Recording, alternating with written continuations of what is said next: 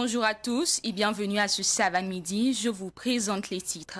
Appel contre la marche de demain. Les responsables du réseau des syndicats et associations des commerçants pour le développement du secteur privé du Burkina Faso et ceux du mouvement des structures commerciales du Burkina sont montés au créneau ce matin. Selon eux, le plus important est de fédérer les forces des fils et filles du pays pour venir à bout du terrorisme.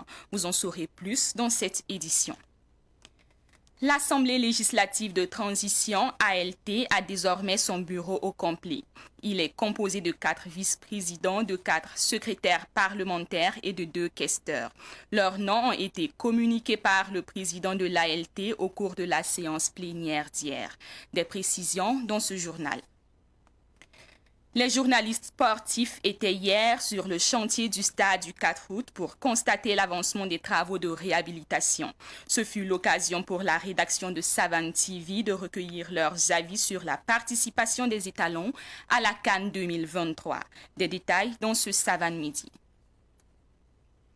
Une fois de plus, bonjour et merci de nous suivre. Le bureau de l'Assemblée législative de transition ALT est maintenant au complet. Le président Aboubakar Togieni connaît ses 4 vice-présidents que sont Dominique Zouré, Julienne Dambélé, Valentin Nyamkoudou et Abdoulaye Soma. Les secrétaires parlementaires et les questeurs sont eux aussi connus après une journée d'intense tractation et de vote à l'hémicycle. Fatih Sankara dans ce reportage. La mise en place du bureau de l'Assemblée législative de transition est l'une des séances plénières qui a le plus duré depuis le début de cette législature transitoire. Cela du fait du manque de consensus au sein des groupes constitués OSC et partis politiques. Après plus de 4 heures de tractation, le scrutin a été ouvert. 3 candidats ont rivalisé autour du poste de 3e vice-président dédié aux OSC. Il s'agit de Pascal Zaïda, Valentin Yamkoudou et Moumouni Diala. Après un second tour, Valentin Yamkoudou a été retenu par ses pairs avec 50 voix sur 71. C'est la famille parlementaire qui sort victorieuse, affirme Valentin Yamkoudou. Il n'y a rien eu de méchant. On n'a plus tout le temps de faire les choses comme il se devait. D'abord, on a permis à ce que les différents groupes constitués se voient pour choisir leur candidat. C'est vrai, dans certains groupes, il y a eu 2 ou 3 candidats pour un même poste. Donc, on est venu en plénière et les votes se sont passés, les élections sont très bien passées. Il faut dire que la tâche est assez lourde, mais on est psychologiquement préparé et on va l'affronter. Le plus important pour nous, ici, c'est qu'à travers les lois qu'on va voter, à travers les différentes propositions de loi, que cela permet de trouver une solution pour nous sortir de ce problème dans lequel on est, notamment le problème sécuritaire. Et puis, impulser une nouvelle dynamique pour permettre d'instaurer une bonne gouvernance au Burkina Faso. Pas de déception chez le candidat perdant Pascal Zaïda. Non, ce n'est pas une fin en soi. Ce n'est pas une fin en soi. Si votre mémoire vous est bonne, moi d'abord même j'ai failli être écarté même sur la liste des députés et je peux estimer que c'est la même dynamique qui se poursuit. Mais comme nous sommes passés aux élections, alors lorsque vous avez 41 bulletins nuls, vous avez 11 abstentions, naturellement, même si vous étiez super comme si votre choix est déjà décidé, et il va de soi que cela soit ainsi. Le premier vice-président, Dominique Zouré, de la composante Force de défense et de sécurité, seul candidat de ce groupe a été élu avec 66 voix. Pour lui, le plus important est de se mettre au travail. Cette mission étant en phase avec mes valeurs que je décline comme suit. Tout citoyen peut avoir le droit de se plaindre, de critiquer ou de revendiquer, devrait s'acquitter de son devoir de contribution à la nation. Donc c'est cette mission de contribution à la nation que je viens d'accepter. La seule femme 2e vice-présidente du groupe constitué, personnalité désignée par le chef de l'État, dit mesurer l'ampleur de sa mission. Je mesure l'ampleur de la tâche. Cependant, je sais qu'avec l'aide de Dieu, tout ira bien. Voilà. C'est une marque de confiance. Voilà, je travaillerai à mériter vraiment cette confiance. Les attentes elles sont nombreuses. Cependant, avec l'aide de Dieu, je dis que ça ira. Le poste de 4e vice-président échoue à Abdoulaye Soma du groupe parti politique. Les postes de questeurs sont occupés par Frédéric Ouedraogo et Anne-Marie Joseph Traoré. Sosten Sanou, Seydou Kwanda, Barnabé Sorgo et Lassina Ouedraogo ont été élus secrétaires parlementaires. Les membres du bureau de l'Assemblée législative de transition ont été élus pour 1 an.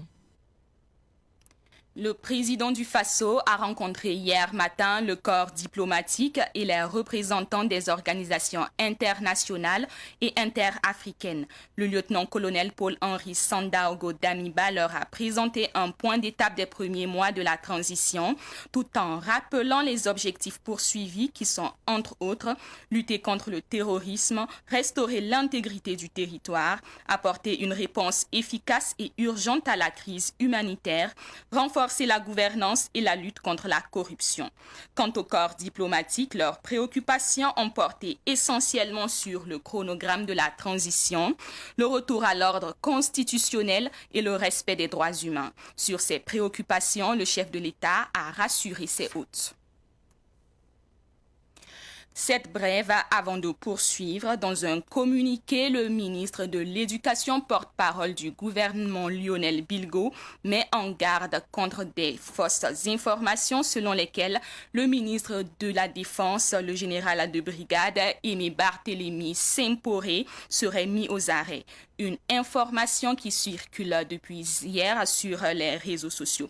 Le gouvernement interpelle les auteurs de ces fausses informations et rappelle qu'ils s'exposent à des peines prévues par la loi. Au Conseil des ministres du mercredi dernier, le chef de l'État Paul-Henri Sandaogo Damiba a procédé à des nominations et c'est à la tête de plusieurs sociétés d'État que l'on constate des changements. À ce sujet, nous avons joint au téléphone le juriste analyste politique Paz Yen. Selon lui, il y a plus de transparence pour un poste obtenu par appel à candidature que par nomination. Pour en savoir plus, je vous invite à l'écouter. Est-ce qu'il n'y a pas plus de transparence lorsque c'est un appel à candidature? Je dirais oui, il y a plus de transparence à condition, parce qu'il y a la condition, que le comité même qui est chargé de faire ce recrutement soit un comité donc de probité. Parce qu'on pourrait bien prendre un comité qui est chargé de faire un recrutement, mais si ce comité-là lui-même n'a pas une certaine probité, on fera pire choix, c'est peut-être la personne qui sera nommée directement en conseil des ministres. Mais l'un dans l'autre, ce qu'on peut retenir, ce n'est pas une inégalité que le conseil des ministres puisse nommer de nouvelles personnes, parce que c'est ce qu'on appelle le parallélisme de forme. Si vous êtes nommé par décret en conseil des ministres, ça veut dire un décret en conseil des ministres peut venir vous faire. Même s'il y a un décret qui avait mis des conditions pour vous recruter, il faut savoir qu'il y a le principe donc de la postériorité. Quand un décret vient après un autre, il est valable, l'autre ne l'annule pas. Donc, c'est ce qu'il faut savoir. Ce n'est pas une loi au niveau du Burkina Faso qui régit les conditions de recrutement des directeurs généraux des sociétés d'État. Parce qu'il faut dire que la RTD, par exemple, est une société de médias avec un statut particulier. On pourrait peut-être l'approcher des sociétés d'État. Et l'ensemble des autres sociétés d'État, quand vous prenez l'ONEA, quand vous prenez la Sonabel, qui sont les sociétés d'État, l'ensemble donc de ces structures, les premiers responsables sont nommés en conseil des ministres, donc c'est des actes de gouvernement et c'est un décret qui régit les modalités donc de nomination de cette personne et non une loi. Je vous l'annonçais en titre, les responsables du réseau des syndicats et associations des commerçants pour le développement du secteur privé du Burkina Faso et ceux du mouvement des structures commerciales du Burkina sont contre la marche de demain. Ils ont levé la voix pour inviter les marcheurs à surseoir à cette marche. Pour eux, l'heure n'est pas à la marche, mais à l'union sacrée de tous les Burkinabés dans la lutte contre le terrorisme. Écoutons Issouf Sané et Souleymane Ouedraogo. Ils sont au micro de Sibline Ankelsi. J'aimerais demander à ceux qui s'apprêtent à marcher, à ceux qui véhiculent les fausses informations dans le but peut-être de mettre le pays à feu. Je vais leur demander, ce n'est pas le moment. Laissons cette transition burkinabé travailler et répondre aux aspirations du peuple. Les marches, ça ne nous arrange pas. Et certains nous demandent de fermer nos boutiques, de ne pas ouvrir les marchés. Non, on ne peut pas répondre à ce genre de mots d'ordre. Nous allons ouvrir nos boutiques. Nous allons travailler comme d'habitude. Seulement, on demande à chacun de savoir raison garder. Le président Damiba nous a donné 5 mois. Dans les 5 mois, nous serons aptes, en mesure de juger ses efforts sur le terrain. Donc l'heure n'est pas aux marches ni à la véhiculation des fausses informations. L'heure est plutôt à l'union sacrée de tous les dignes fils du Burkina Faso. Même le régime passé, nous, on est contre les marches. Pourquoi? Parce que les marches, toujours les marches là, c'est nous les commerçants, le secteur privé qui récoltent les pots pour casser. Donc c'est pour cela que nous, on est contre les marches, parce que ça n'arrange pas. Aujourd'hui, il faut que quand même on essaie de dialoguer et non pas les marches, parce que les marches là, ça n'arrange pas. Parce que depuis des années, vous avez remarqué, depuis 2014, nous on a marché, c'est qu'on n'a rien eu. C'est des dégâts seulement on a fait. Tous les jours, les gens sortent, ils marchent, ils cassent les choses. Donc c'est pour cela que nous on s'est dit, parce que si quelqu'un nous voit aujourd'hui, il va dire, ah, pourquoi aujourd'hui nous on dit les gens de ne pas marcher? Nous, on n'est pas pour les marches, parce que vous savez, la sécurité qui est là aujourd'hui, ça ne nous arrange pas, ça nous arrange pas. Il faut que nous, on s'attrape, mais dans la main. Tous les Burkinabés, tous les fils et filles de Burkina, on essaie de voir notre problème là, c'est où. Une nouvelle OSC dans la région de l'Est. Il s'agit du mouvement patriotique Ougapo du Goulmou. Les responsables de cette OSC étaient face à la presse hier à Fadan Gourma afin de décliner ses objectifs. Défendre les droits des populations de la région de l'Est étant le principal objectif. Notre correspondant dans la région de l'Est, Moussa Yanli. Le mouvement patriotique Ougapo du Goulmou, le nouveau-né des organisations de la société civile de la région de l'Est. Selon les premiers responsables du mouvement, il a pour but de participer à la recherche de solutions des maux de la région de l'Est. Le mouvement patriotique Ougapo du Goulmou poursuit les objectifs suivants. Donc, c'est promouvoir une gouvernance vertueuse des affaires publiques locales, œuvrer pour la réconciliation, la paix et la cohésion sociale, promouvoir les droits et lutter contre les violences et les inégalités des genres, cultiver le civisme et la citoyenneté, promouvoir le développement socio-économique de la région de l'Est. À la question des journalistes de savoir quelle relation y a-t-il entre le mouvement patriotique Ougapo et le MPCR, les principaux animateurs se veulent un peu plus clairs. Bon, c'est vrai que c'est à peu près vous voyez, il y a un mouvement patriotique, mais en réalité, nous ne sommes pas une sécrétion du MPCR. Donc rassurez-vous, nous ne sommes pas une sécrétion du parti actuel. Non, c'est vraiment un mouvement qui a été réfléchi par les dignes filles de la région de l'Est. La région de l'Est a déjà un grand mouvement. Il s'agit du mouvement Ogloumoufi, qui a les mêmes revendications. Selon les responsables du mouvement patriotique Ougapo, ils travailleront en complémentarité. En réalité, nous sommes là, nous sommes complémentaires. Dans la logique qu'on devrait pouvoir travailler ensemble, nous sommes là aussi pour accompagner ce que Ogloumoufi en bonne intelligence. Alors l'essentiel est que ces forces ne sont pas contradictoires. Il n'y a pas un mouvement et nous nous sommes organisés, c'est pour mieux se faire entendre dans la région que nous avions réfléchi par rapport à la création de ce mouvement. C'est comme il l'a dit, et il y a un ensemble de mots qui minent notre région. Donc, plus les voix s'élèvent, plus nous pourrions nous faire entendre. Et donc, avec le mouvement Ogloumoufi qui existe déjà, nous allons travailler en synergie pour que les grandes préoccupations de la région-là soient résolues. Le mouvement patriotique Ougapo du Goulmou est un mouvement responsable. La structure manifestera si ça ne va pas pour interpeller l'autorité. Parce que nous ne sommes pas une OSC qui va revendiquer pour revendiquer parce qu'on est là pour revendiquer. Non. Si les autorités actuelles posent des politiques qui sont en faveur du développement des communautés, nous allons accompagner. Mais en retour, s'il y a des failles, s'il y a des problèmes, c'est clair que nous allons interpeller. Et s'il le faut, nous allons sortir dans la rue, manifester de manière citoyenne. Le mouvement patriotique Ougapo du Goulmou est présent dans toutes les provinces de la région. Crise sécuritaire et sanitaire au Burkina Faso et la résilience des populations, c'est le thème des 5e journées scientifiques de l'INSS, l'Institut des sciences des sociétés. Elles se tiendront du 27 au 29 avril prochain. L'objectif de ces journées scientifiques est de contribuer à la visibilité et à la valorisation des résultats scientifiques de l'INSS-CNRST. Le comité d'organisation était hier face à la presse pour annoncer l'événement. Sibline Ankelsé dans ce reportage.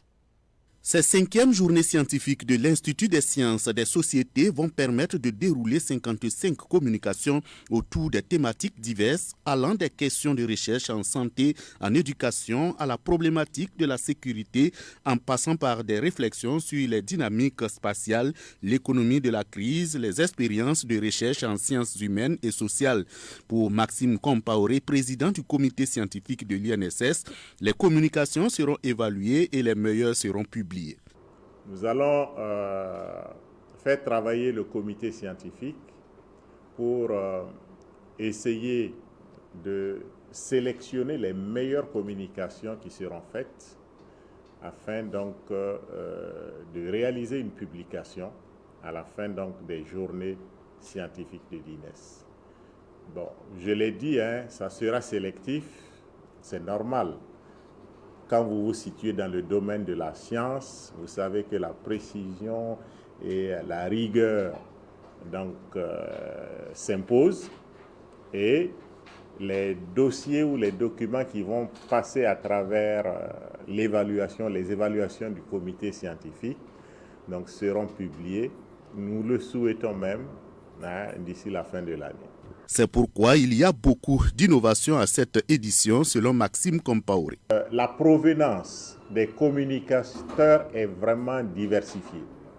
Il y a bien sûr des chercheurs de l'Institut ici, mais également des chercheurs des autres instituts du CNRST, sans compter qu'il y a les autres universités publiques et privées qui ont proposé des communications.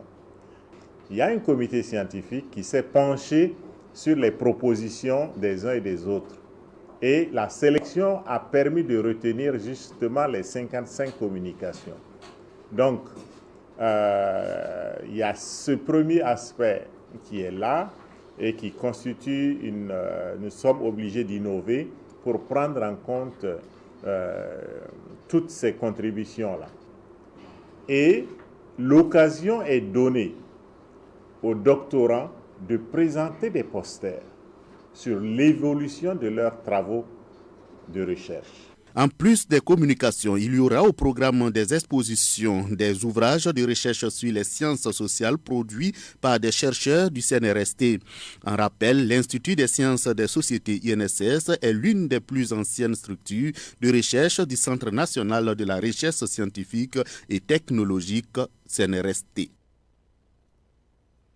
L'ONEA, l'Office national de l'eau et de l'assainissement, était elle aussi face à la presse hier. Le but de cette conférence de presse, présenter sa stratégie pour atténuer les pénuries d'eau potable dans les villes et les périphéries. Les responsables de la nationale de l'eau ont présenté la situation globale de la desserte, les mesures d'atténuation, les perspectives et les contraintes qui rendent difficile l'approvisionnement en eau potable aux populations.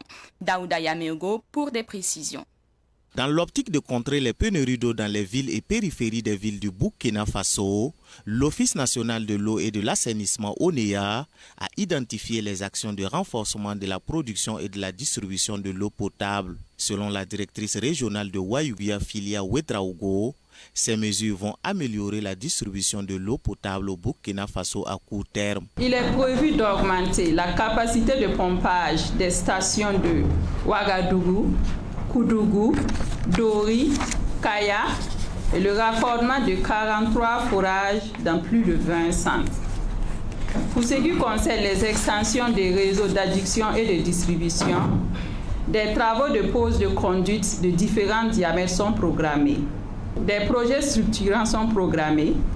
À Ouagadougou, on a la phase 3 de Ziga qui va consister à l'augmentation de la capacité de la production de 500 m3 supplémentaires.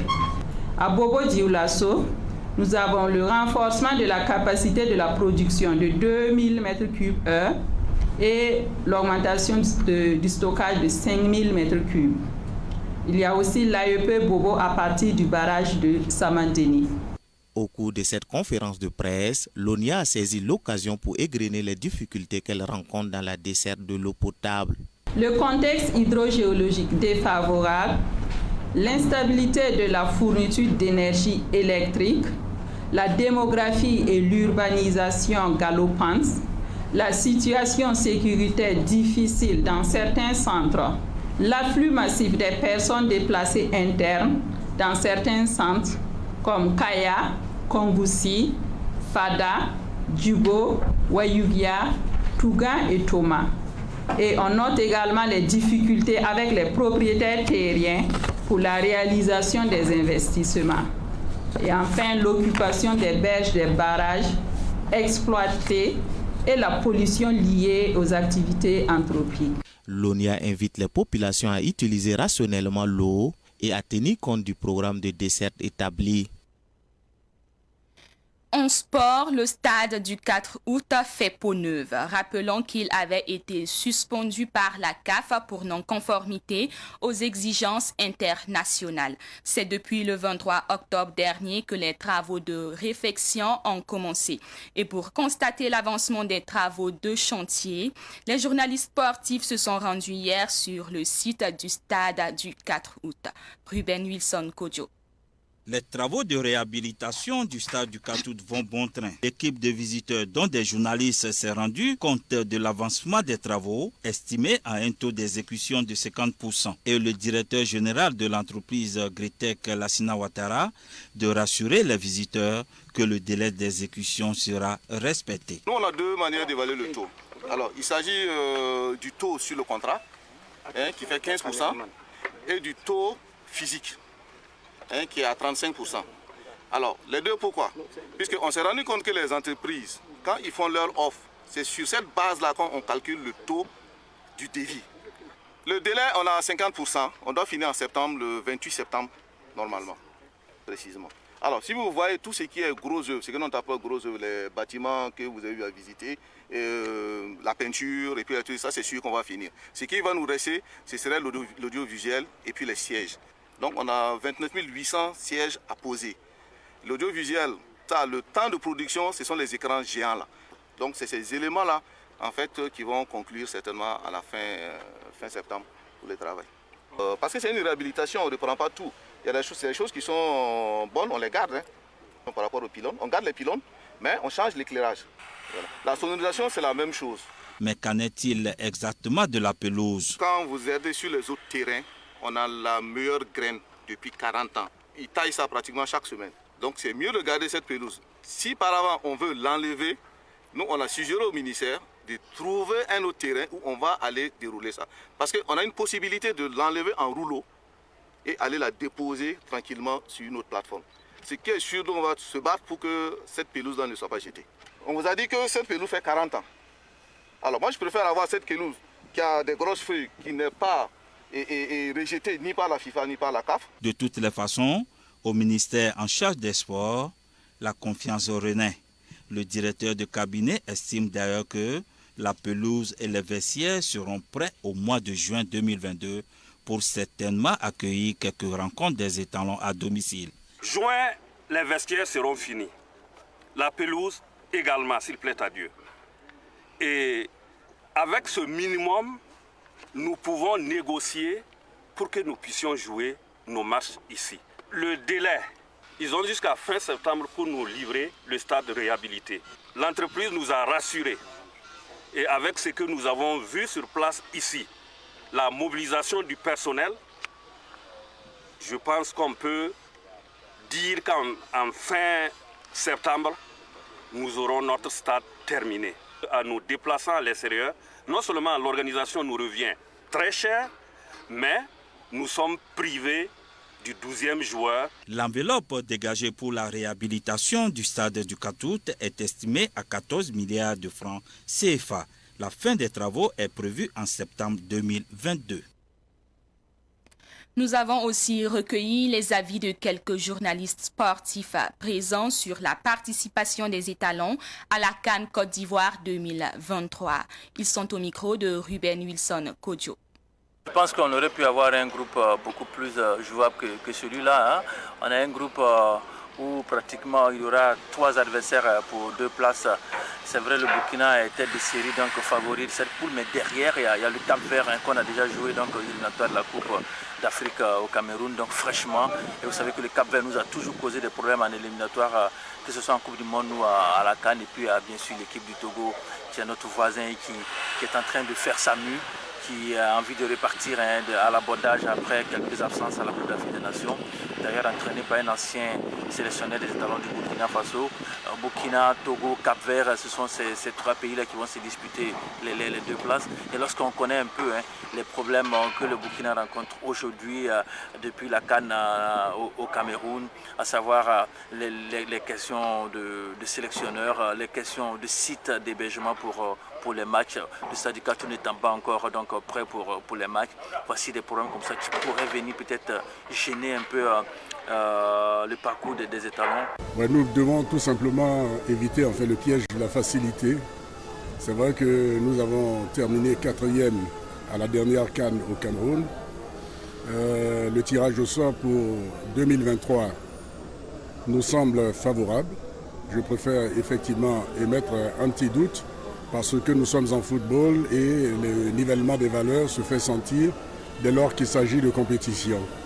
Sinon, a priori, avec le Cap-Vert et Swazati et le Togo, le Burkina Faso a des chances en fait de qualification, surtout qu'il y a 2 places qualificatives. Le Burkina Faso va jouer à fond, mais rien n'est gagné, ça je préfère vous le dire. C'est des résultats qu'il faut obtenir. Et on sait qu'en matière de football, tantôt capricieuse, tantôt à portée de la main, la victoire reste toujours à saisir. Donc la victoire se construit sur le terrain et aussi en dehors. Pour moi, un groupe sur le papier à la portée, en tout cas de l'équipe des étalons, qui est, comme je l'ai dit sur le papier, nettement en avance au classement FIFA. C'est une équipe qui a prouvé à la dernière CAN en terminant 4e. Mais attention, l'équipe du Burkina traverse une zone de turbulence aujourd'hui avec la crise que vous savez qui est née lors du dernier regroupement des matchs face au Kosovo et à la Belgique. Et, parce que quand vous regardez le Togo, qui est coaché maintenant par Paolo Duarte, qui connaît bien l'environnement du Burkina Faso, même si l'équipe actuelle n'est plus totalement à sa portée parce qu'elle est assez différente de celle qu'il a tenue ici quand il était là pendant les 8 ans. Et vous avez l'équipe du Cap-Vert qui est une équipe jeune, athlétique, dynamique et avec beaucoup de qualités techniques qui nous a posé d'énormes difficultés à la CAN.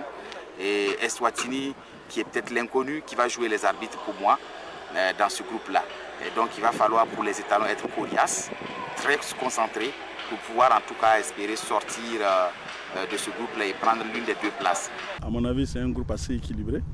C'est vrai que le petit poussé, en tout cas le plus faible, semble être Eswatini, donc ex-Swaziland. Mais il va falloir faire attention parce qu'aujourd'hui, quand vous regardez la configuration du groupe en termes de jeu, c'est vrai que le Burkina n'est pas favori, mais le favori sur le papier et sur le terrain, ça fait 2. Le Burkina Faso n'a pas pu consolider ses acquis de la 4e place du coup. C'est un Burkina Faso un peu en plein doute et en pleine recomposition. Donc il va falloir lever ce doute-là. Le Burkina n'a même pas de sélectionneur d'abord. Donc pour moi, le grand adversaire du Burkina Faso, ce sera le Burkina Faso lui-même. Un meilleur tirage que celui-ci. Déjà le Cap-Vert, c'est une équipe que nous connaissons très bien. Le Togo également, qui sont nos voisins. Peut-être c'est l'équipe de Swaziland que nous ne connaissons pas beaucoup. Mais ce qu'il faut dire, quelle que soit la poule où nous sommes logés, il y a une seule chose, c'est travailler. Travailler avec sérénité, se dire qu'aujourd'hui, il n'y a pas de petite équipe. Eh bien, c'est la fin de votre journal. Ce fut un plaisir pour moi de vous le présenter. À 18h45, vous serez en compagnie de Rachid Assad Zongo pour votre prochaine session d'information. D'ici là, je vous souhaite de passer un excellent après-midi en compagnie des programmes de Savane TV, la télévision des nouvelles idées. Au revoir.